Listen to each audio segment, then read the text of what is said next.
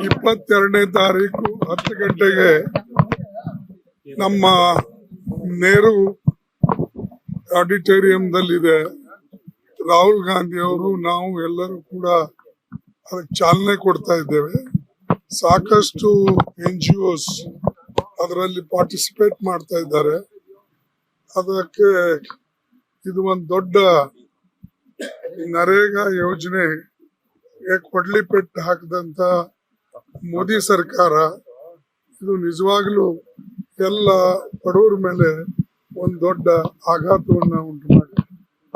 ಎರಡನೇದಾಗಿ ಇದು ಒಂದು ರೈಟ್ ಟು ವರ್ಕ್ ಸಿಕ್ಕಿದ್ದನ್ನ ಇವತ್ತು ಅವರು ಕಸ್ಕೊಂಡ್ ಬಿಟ್ಟಿದ್ದಾರೆ. ಮೂರನೇದನ್ನ ಪ್ರತಿ ಒಂದು ಸ್ಟೇಟ್ಗೆ ಸುಮಾರು ಸಾವಿರಾರು ಕೋಟಿ ರೂಪಾಯಿ ಅವರು ನುಕ್ಸಾನ್ ಮಾಡಿದ್ದಾರೆ.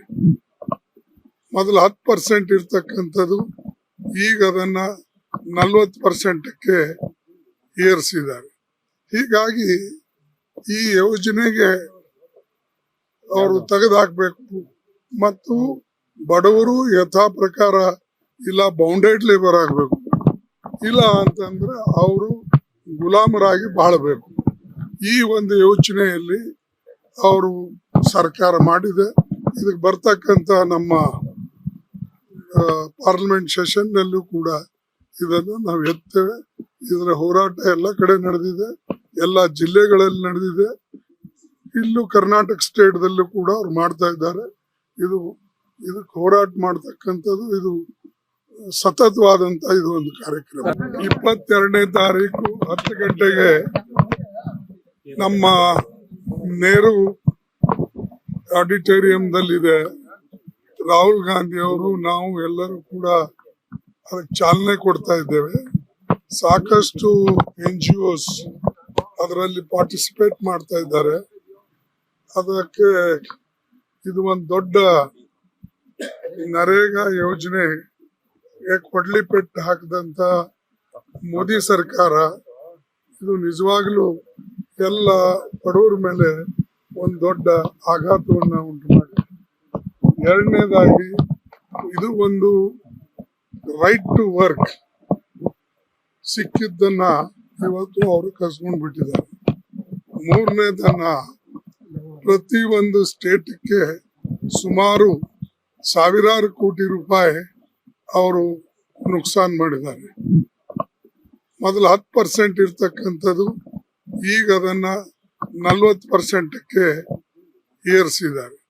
ಹೀಗಾಗಿ ಈ ಯೋಜನೆಗೆ ಅವರು ತೆಗೆದುಹಾಕ್ಬೇಕು ಮತ್ತು ಬಡವರು ಯಥಾ ಪ್ರಕಾರ ಇಲ್ಲ ಬೌಂಡೆಡ್ ಲೇಬರ್ ಆಗಬೇಕು, ಇಲ್ಲ ಅಂತಂದ್ರೆ ಅವರು ಗುಲಾಮರಾಗಿ ಬಾಳಬೇಕು. ಈ ಒಂದು ಯೋಚನೆಯಲ್ಲಿ ಅವರು ಸರ್ಕಾರ ಮಾಡಿದೆ. ಇದಕ್ಕೆ ಬರ್ತಕ್ಕಂತ ನಮ್ಮ ಪಾರ್ಲಿಮೆಂಟ್ ಸೆಷನ್ ನಲ್ಲೂ ಕೂಡ ಇದನ್ನು ನಾವು ಎತ್ತೇವೆ. ಇದರ ಹೋರಾಟ ಎಲ್ಲ ಕಡೆ ನಡೆದಿದೆ, ಎಲ್ಲ ಜಿಲ್ಲೆಗಳಲ್ಲಿ ನಡೆದಿದೆ.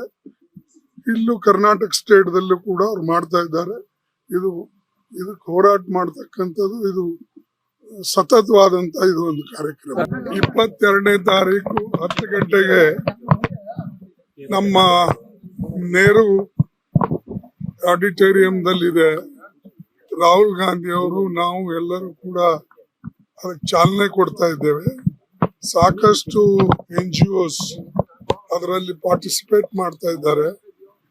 ಅದಕ್ಕೆ ಇದು ಒಂದು ದೊಡ್ಡ ನರೇಗಾ ಯೋಜನೆ ಕೊಡ್ಲಿ ಪೆಟ್ಟು ಹಾಕಿದಂತ ಮೋದಿ ಸರ್ಕಾರ ಇದು ನಿಜವಾಗ್ಲೂ ಎಲ್ಲ ಬಡವರ ಮೇಲೆ ಒಂದು ದೊಡ್ಡ ಆಘಾತವನ್ನ ಉಂಟು ಮಾಡಿದೆ. ಎರಡನೇದಾಗಿ ಇದು ಒಂದು ರೈಟ್ ಟು ವರ್ಕ್ ಸಿಕ್ಕಿದ್ದನ್ನ ಇವತ್ತು ಅವರು ಕಸ್ಕೊಂಡ್ ಬಿಟ್ಟಿದ್ದಾರೆ. ಮೂರನೇದನ್ನ ಪ್ರತಿ ಒಂದು ಸ್ಟೇಟ್ಗೆ ಸುಮಾರು ಸಾವಿರಾರು ಕೋಟಿ ರೂಪಾಯಿ ಅವರು ನುಕ್ಸಾನ್ ಮಾಡಿದ್ದಾರೆ.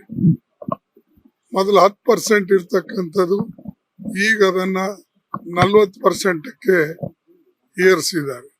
ಹೀಗಾಗಿ ಈ ಯೋಜನೆಗೆ ಅವರು ತೆಗೆದುಹಾಕ್ಬೇಕು ಮತ್ತು ಬಡವರು ಯಥಾ ಪ್ರಕಾರ ಇಲ್ಲ ಬೌಂಡೆಡ್ ಲೇಬರ್ ಆಗಬೇಕು, ಇಲ್ಲ ಅಂತಂದ್ರೆ ಅವರು ಗುಲಾಮರಾಗಿ ಬಾಳಬೇಕು. ಈ ಒಂದು ಯೋಚನೆಯಲ್ಲಿ ಅವರು ಸರ್ಕಾರ ಮಾಡಿದೆ. ಇದಕ್ಕೆ ಬರ್ತಕ್ಕಂತ ನಮ್ಮ ಪಾರ್ಲಿಮೆಂಟ್ ಸೆಷನ್ ನಲ್ಲೂ ಕೂಡ ಇದನ್ನು ನಾವು ಎತ್ತೇವೆ. ಇದರ ಹೋರಾಟ ಎಲ್ಲ ಕಡೆ ನಡೆದಿದೆ, ಎಲ್ಲ ಜಿಲ್ಲೆಗಳಲ್ಲಿ ನಡೆದಿದೆ. ಇಲ್ಲೂ ಕರ್ನಾಟಕ ಸ್ಟೇಟ್ ದಲ್ಲೂ ಕೂಡ ಅವ್ರು ಮಾಡ್ತಾ ಇದ್ದಾರೆ. ಇದಕ್ಕೆ ಹೋರಾಟ ಮಾಡ್ತಕ್ಕಂಥದ್ದು ಇದು ಸತತವಾದಂತ ಇದು ಒಂದು ಕಾರ್ಯಕ್ರಮ. 22ನೇ ತಾರೀಕು 10 ಗಂಟೆಗೆ ನಮ್ಮ ನೆಹರು ಆಡಿಟೋರಿಯಂದಲ್ಲಿದೆ. ರಾಹುಲ್ ಗಾಂಧಿ ಅವರು, ನಾವು ಎಲ್ಲರೂ ಕೂಡ ಅದಕ್ಕೆ ಚಾಲನೆ ಕೊಡ್ತಾ ಇದ್ದೇವೆ. ಸಾಕಷ್ಟು NGOs ಅದರಲ್ಲಿ ಪಾರ್ಟಿಸಿಪೇಟ್ ಮಾಡ್ತಾ ಇದ್ದಾರೆ.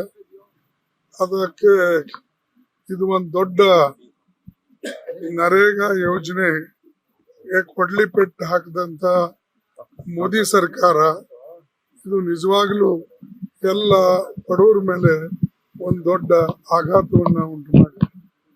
ಎರಡನೇದಾಗಿ ಇದು ಒಂದು ರೈಟ್ ಟು ವರ್ಕ್ ಸಿಕ್ಕಿದ್ದನ್ನ ಇವತ್ತು ಅವರು ಕಸ್ಕೊಂಡ್ ಬಿಟ್ಟಿದ್ದಾರೆ. ಮೂರನೇದನ್ನ ಪ್ರತಿ ಒಂದು ಸ್ಟೇಟ್ಗೆ ಸುಮಾರು ಸಾವಿರಾರು ಕೋಟಿ ರೂಪಾಯಿ ಅವರು ನುಕ್ಸಾನ್ ಮಾಡಿದ್ದಾರೆ. ಮೊದಲು 10% ಇರ್ತಕ್ಕಂಥದ್ದು ಈಗ ಅದನ್ನ 40%ಕ್ಕೆ ಏರಿಸಿದ್ದಾರೆ. ಹೀಗಾಗಿ ಈ ಯೋಜನೆಗೆ ಅವರು ತೆಗೆದುಹಾಕ್ಬೇಕು ಮತ್ತು ಬಡವರು ಯಥಾ ಪ್ರಕಾರ ಇಲ್ಲ ಬೌಂಡೆಡ್ ಲೇಬರ್ ಆಗಬೇಕು.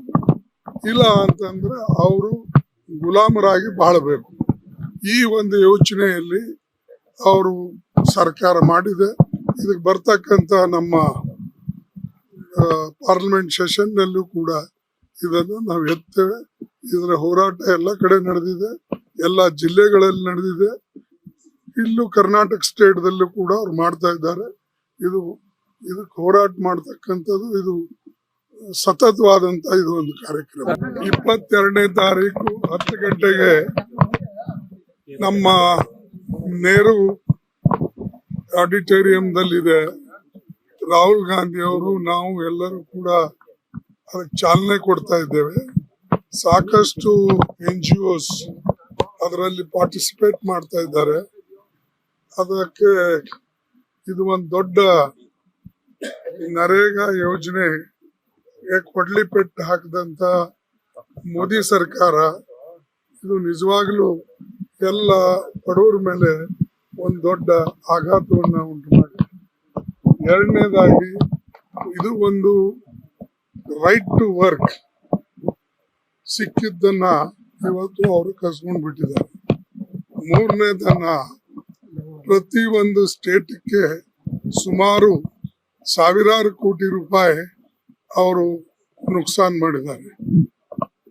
ಮೊದಲು 10% ಇರ್ತಕ್ಕಂಥದ್ದು ಈಗ ಅದನ್ನ 40%ಕ್ಕೆ ಏರಿಸಿದ್ದಾರೆ. ಹೀಗಾಗಿ ಈ ಯೋಜನೆಗೆ ಅವರು ತೆಗೆದುಹಾಕ್ಬೇಕು ಮತ್ತು ಬಡವರು ಯಥಾ ಪ್ರಕಾರ ಇಲ್ಲ ಬೌಂಡೆಡ್ ಲೇಬರ್ ಆಗಬೇಕು. ಇಲ್ಲ ಅಂತಂದ್ರೆ ಅವರು ಗುಲಾಮರಾಗಿ ಬಾಳಬೇಕು. ಈ ಒಂದು ಯೋಚನೆಯಲ್ಲಿ ಅವರು ಸರ್ಕಾರ ಮಾಡಿದೆ. ಇದಕ್ಕೆ ಬರ್ತಕ್ಕಂತ ನಮ್ಮ ಪಾರ್ಲಿಮೆಂಟ್ ಸೆಷನ್ ನಲ್ಲೂ ಕೂಡ ಇದನ್ನು ನಾವು ಎತ್ತೇವೆ.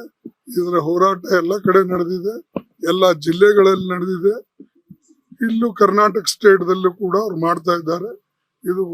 ಇದಕ್ಕೆ ಹೋರಾಟ ಮಾಡ್ತಕ್ಕಂಥದ್ದು ಇದು ಸತತವಾದಂತ ಇದು ಒಂದು ಕಾರ್ಯಕ್ರಮ.